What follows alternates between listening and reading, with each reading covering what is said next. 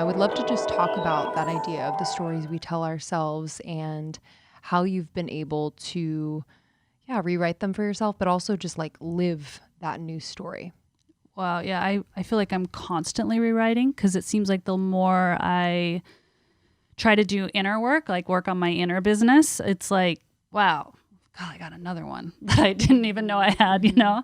But for me, I mean, at the earlier days, I mean, I had so many stories and so many stories around wealth, so many stories around relationships, around sex, around intimacy, around how a good mom versus not a good mom, like tons of stories. And so for me, what I did is I just will literally write down my belief system based off the projection I'm seeing today, right? So if it's, you know, good moms don't work outside the home, that was a story that was ingrained in me somehow. So running a lot of lots of businesses and having children at home, it was like an incongruency within my system, right? So that's like one example. Or, you know, it's hard to make $100 million. Another story, like you can go down and then you like go to the opposite. Like, well, is that true? And what would feel like a good story? I'm a beautiful mom and I'm making another offering outside the home and I'm showing them an example. That feels like a really beautiful story and in alignment with myself.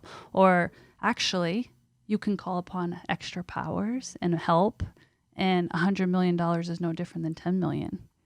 You know, you can read, and then I would write down those new stories that felt a little juicy, but also not necessarily a lie, like, because the other one's not necessarily a truth either. So what felt incongruence? And so I would write them down. And I do this quite a lot. Like I'm checking in all the time.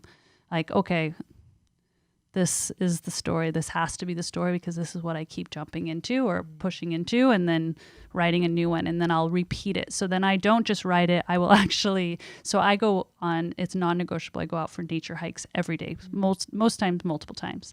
And I will repeat those statements as I'm walking, moving my body out in nature. And I feel like that's so simple, but it's been really profound in my life. What do you feel like's happening there? In nature? Yeah, like when you're in nature, moving, saying those things. You got beautiful. You're good. You know, for me, if I'm really feeling it, I feel like every tree is an ancestor.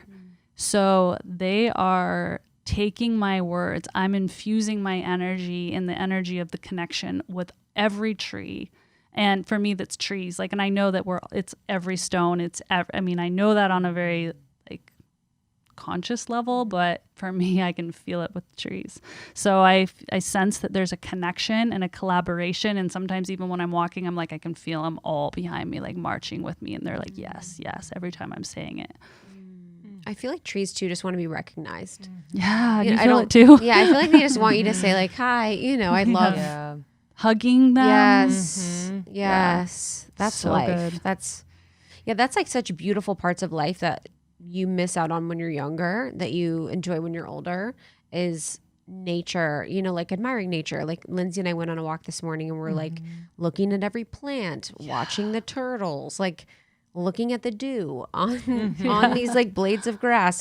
That's nice. There's you guys so have much that friendship. Oh yeah. There's so much beauty in life outside of our phones and outside of the things that we think life is all about. And I really do think that that's a beautiful meditation too, to sort of move your body while you're saying these things. And I think there's something there where oftentimes we have the affirmations, or we'll be doing the subconscious reprogramming. And there's almost like the final layer of like the integration in the body and in the body cells that needs to happen of stuff like that. And I think that's powerful for our listeners to think about, you know, when you're doing some of that rewriting of the stories in your mind. Maybe it's movement, maybe it's dance, maybe it's swimming, whatever it is, but it might be nice to sort of have the body involved. Yeah, the moving of the cells, the oxygen through the cells. I sense there's a correlation as well. For sure. 100%.